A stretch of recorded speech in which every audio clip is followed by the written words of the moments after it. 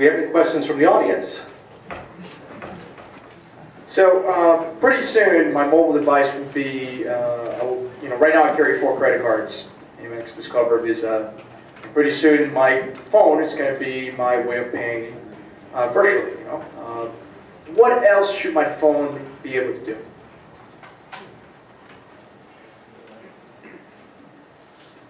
Well, that is a pretty broad question, but we'll see if we can kind of sum it up. So going into the payment aspect, that's a good point that you brought up. NFC is becoming a very new innovation that's becoming more prevalent in a lot of devices now.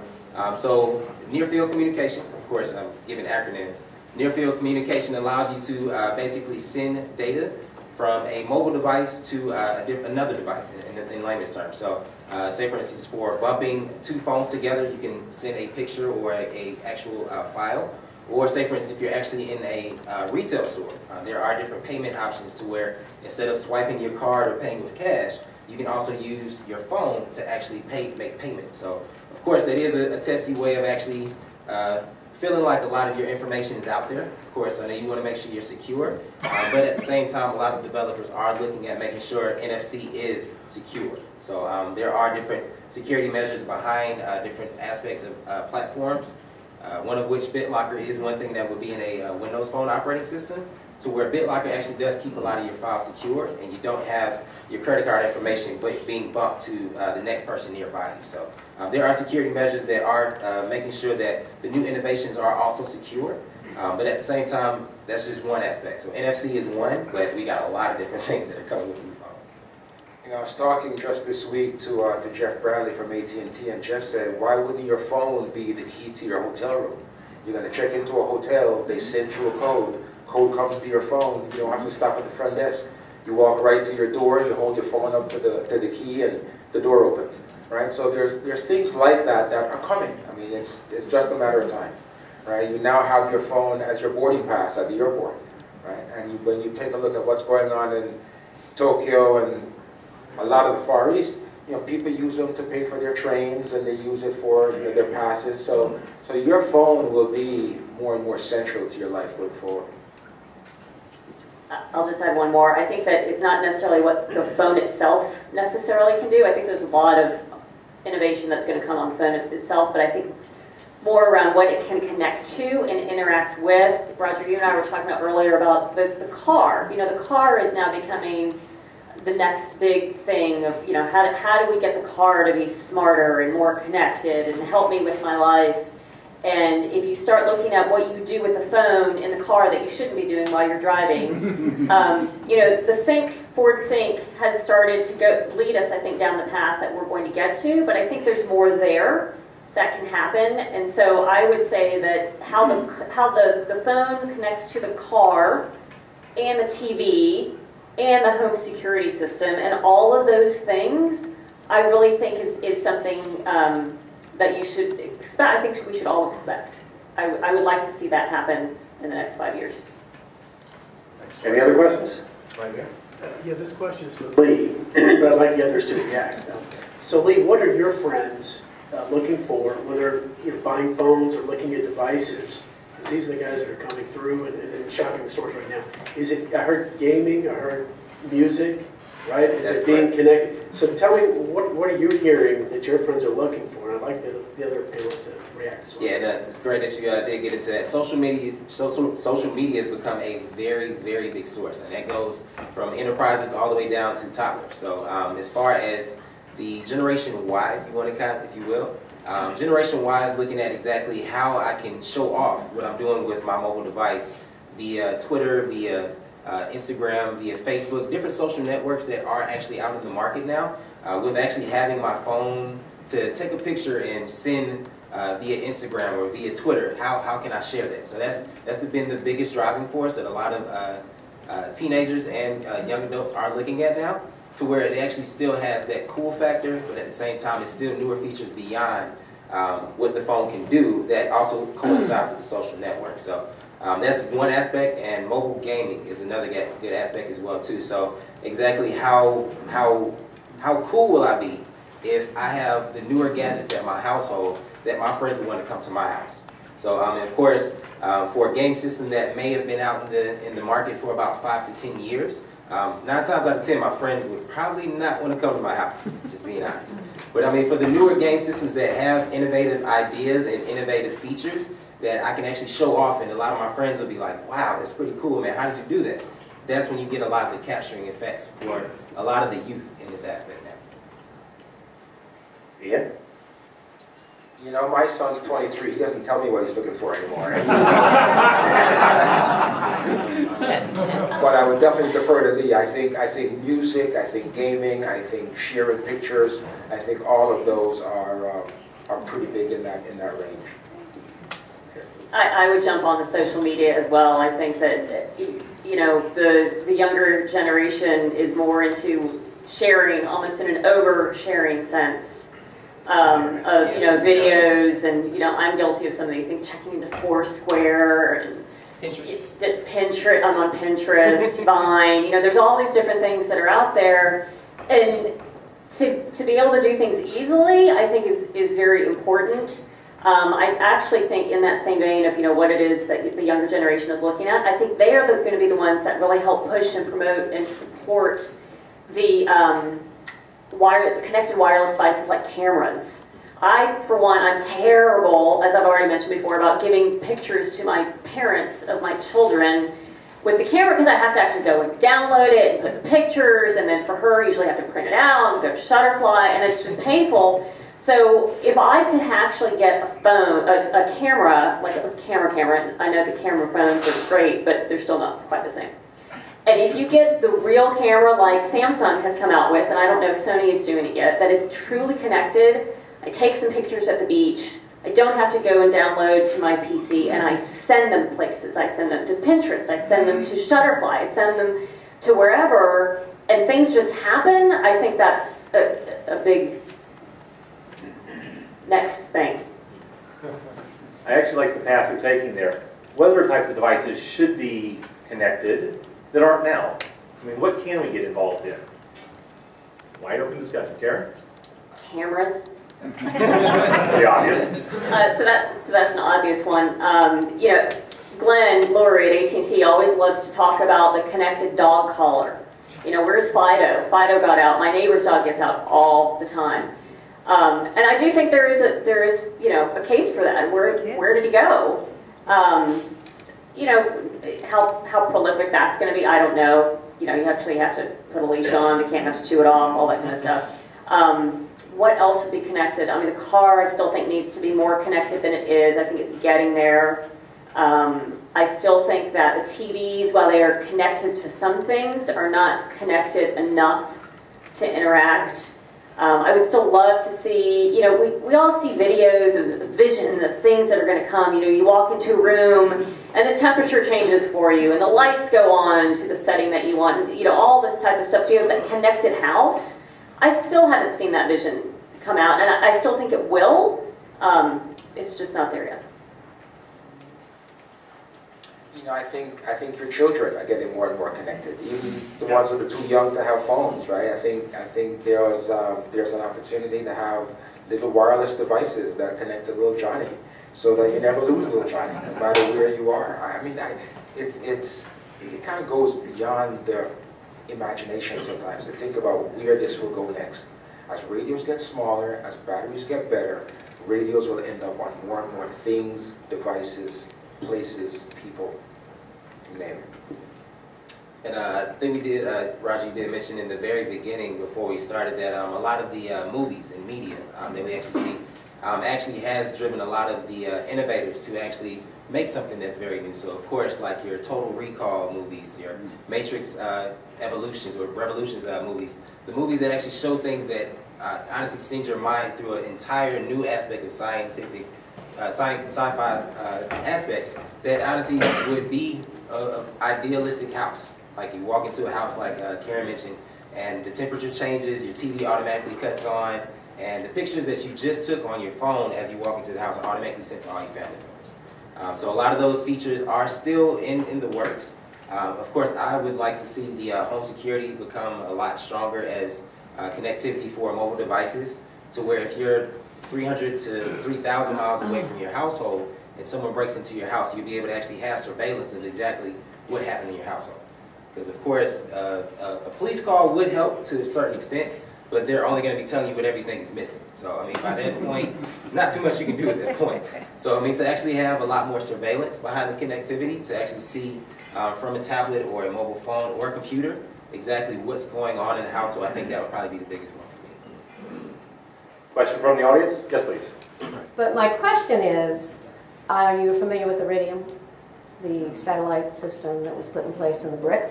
You know, the brick you were talking about. Where's it going to go? You know, I mean, we've become so wireless. You know, where is it going to go? And also, is Jitterbug going to get so sophisticated that you lose that group? Because it's not just older. There's a lot of people that are just not interested in all the things in the phones and all the technology. It doesn't matter to them. So what are we going to do then? So thank you for asking me the question. Sadly, I will have to deflect on the satellite part, and I'll give that to you guys. And chat about, you know, smartphones not being dumb anymore. I do think there is a group that may get left behind if we're not careful. And I don't know if the answer is to allow for an option to turn off the smartness, right? I don't know. But then again, why would you build it if it wasn't there? So I don't know the answer to that, because I do think there are a lot of people, and actually even for kids, I don't necessarily want my kids having a phone where they can simply get distracted and play games with, because I know that's what they do. And I'm sure there's some controls to that, but I hope that the AT&Ts and the Verizons and the OEMs would know enough to know, let's not be too smart, let's have at least one phone, but I don't know if they are. Yeah. So deflect. You know, the satellite phone is an interesting question. You know, you kind of have to watch where the money goes, right? And if money's not moving to that area, it simply says there's not an economic model there that makes those quite yet. Might it in the future? I'm not sure. As we get more and more cellular networks deployed and more places covered, there's less and less need for the satellite telephony, maybe. And so I think it really depends on, can the economic model work? I think Iridium suffered from just a poor economic model. And in terms of phones getting simpler, you know, I think what will happen is, you know, things like Android phones, Windows phones, they'll get cheaper to make. And they'll get cheap enough that you put it in there because it's cheap enough. And then if somebody wants to grow over time into the capability, at least it's there. And when you take a look at why Google bought Motorola for $12.5 billion, you know, Google's not in the phone business. They're not buying Motorola to go sell phones. They're buying Motorola to get more screens in front of more people to sell more advertising globally. Right? So when you think about it that way, when you pause and you say, you know, are they really going to invest in something really dumb? Or will they try to drive enough smartness to a low enough cost that everybody can get it? That's another way to think of the problem. Yeah. And I do feel the same way Karen feels. I'm not sure if that actually will get to a point where the concept of the jitterbug would be like a large boom, mainly because as far as the media is concerned, a lot of the society is looking at those smartphones. It's not too much of a strong push for the jitterbug to be the premier device that will be available for everyone. So it's still a smaller percentage in the actual market that's out there now, where people do look for those particular type of devices. I think there should be a stronger push from the carriers that actually still at least caters to that particular age range or that particular group, so that they at least still have something that they're familiar with, something that they can easily hit home or hit a particular person and make a phone call. I know a lot of times with a lot of different gadgets and different tools, things flipping around might throw you for a loop. So a lot of times you might just kind of throw the phone away. It's like, oh my gosh, it's doing too much.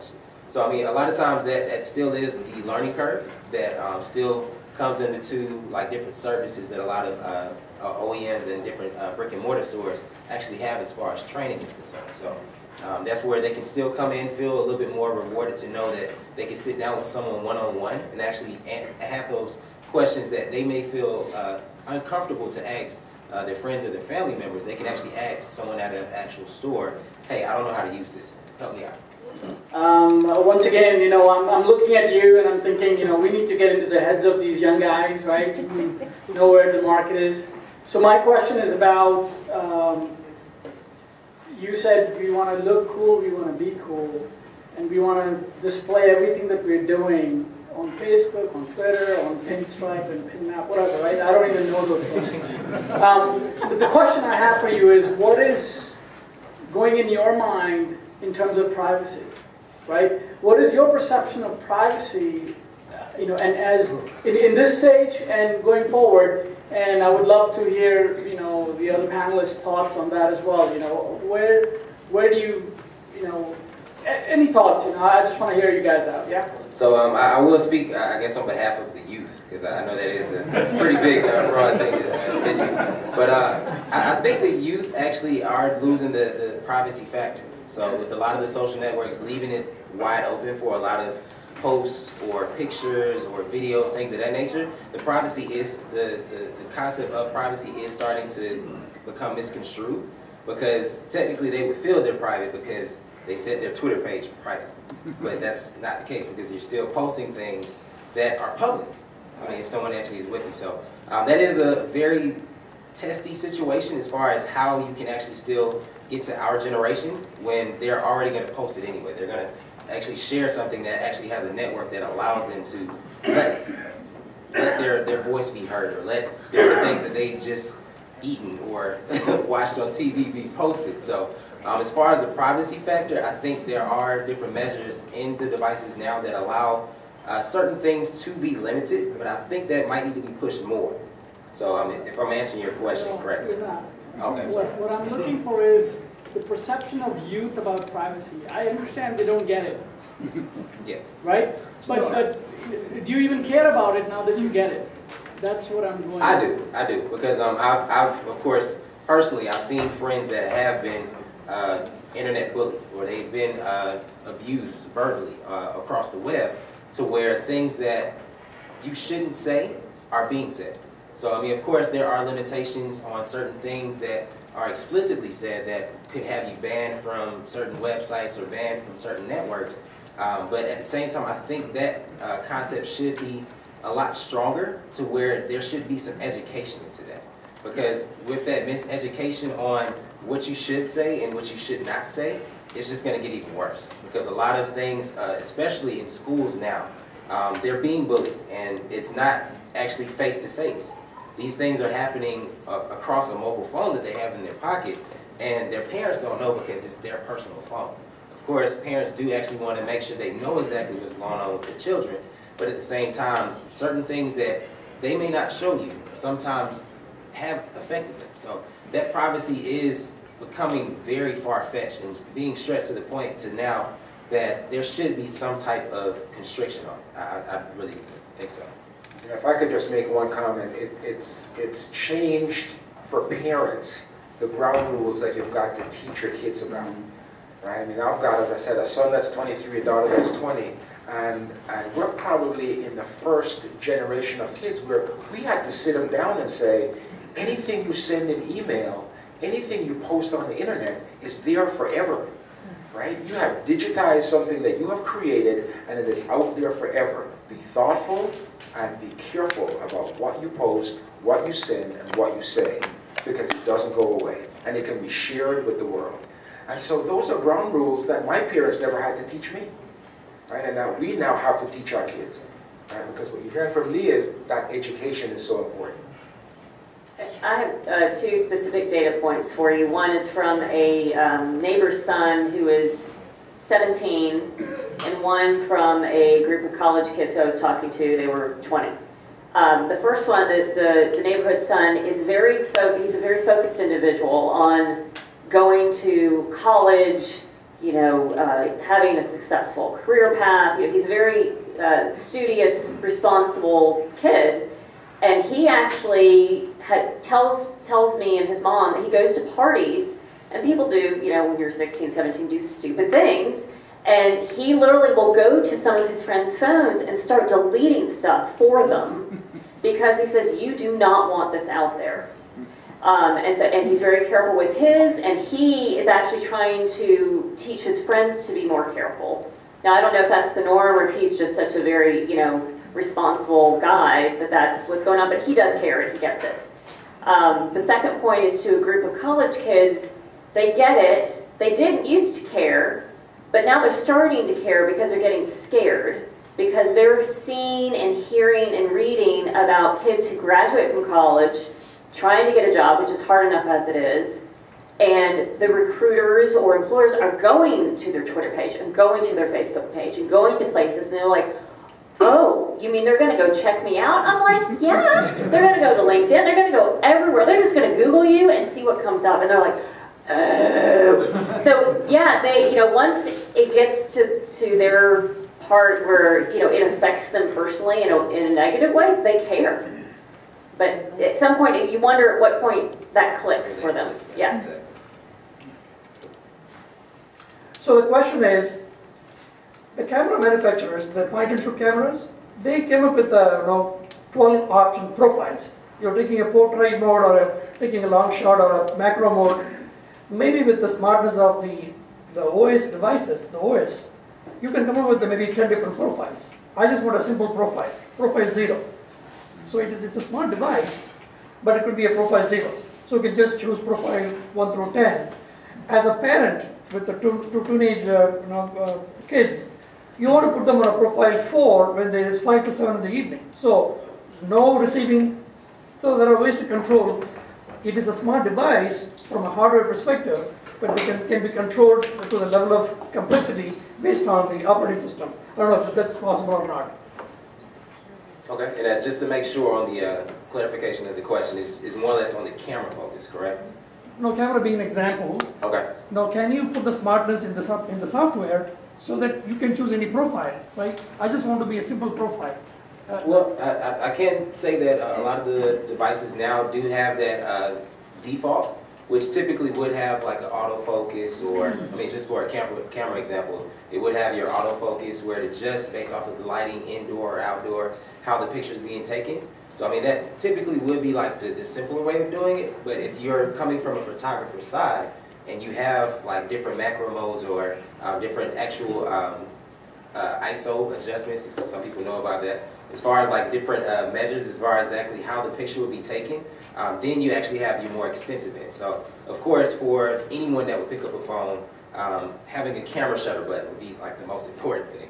If you pass somebody a phone and they don't know exactly where to take the picture, I think that would be very hard for someone to be like, okay, how would I take the picture? There's no camera button. The simplicity is still there. So, you still have more extensive things outside of that. Now, across the board, for a lot of the phones, you still have like that default as far as like different tiles or different icons that would show typically on every device. If you have a little bit more education on exactly how to use those devices, then you can go more in depth and actually have an idea of changing the color of a specific tile or changing the color of how my background picture will look with my friends or family members and things. So there's still like the simplicity of it all, and then you still have your more advanced features within those.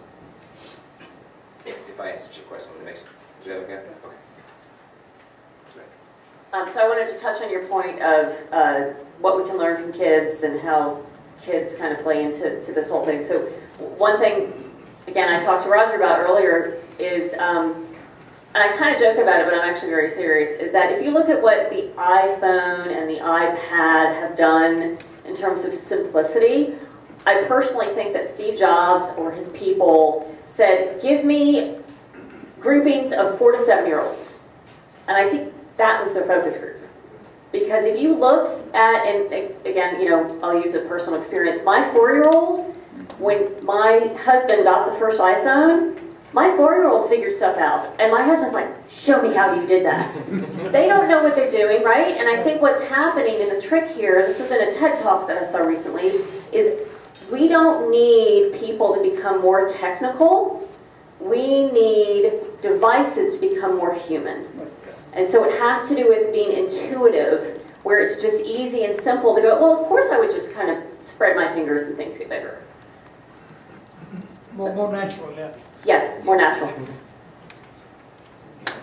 I think there will be increasingly more ways for you as a parent to control level of capability, if you will, in your kids' phones, and maybe even do so remotely through remote device management of some kind. So, the software is powerful. It's getting more and more powerful every day. I think there will be ways to do what you're thinking. Okay, I'll actually ask one because we've tiptoed around the conversation. Is it privacy or that? The thing I love about movies is they not only show you the good side of how technology can be used, they also show you the bad side of how technology can be used. And as we move into a more mobile world, everything's connected, everything's visible, everything is. What are we really going to have to deal with from a security issue, not just privacy, but pure security, as we move forward with all these disparaging devices? Kara? So I think that's a big one, and I think that is a sword of Damocles over everybody's head right now, because I think we are one bad PR incident away from this becoming the thing to deal with. Because it's been the thing to deal with, but people don't really think about it daily, and people show me, Intel bought McAfee, and so we've had, the head of McAfee come on stage, show the salespeople and say, I'm going to show you how easy it is to break into your iPad. And basically all you have to do is get on the Wi-Fi network and he can get in. And it literally took him less than 30 seconds to do that. He said, and this wasn't hard. Does not take a high-level expert hacker to do this. So it's out there. Things are very open. I just don't think people are aware of it. And I think it's, you hear little things here and there about, oh, Bank of America just has to change your credit card. This happened to me twice now because your information has been compromised, I think is the word, right? I don't know what that means. I don't know if something got hacked. It's not good. It's not good. But I don't think there's been that one nuclear incident that will force the change. I don't know if that answers your question. As we call it, the CNN moment. Yeah.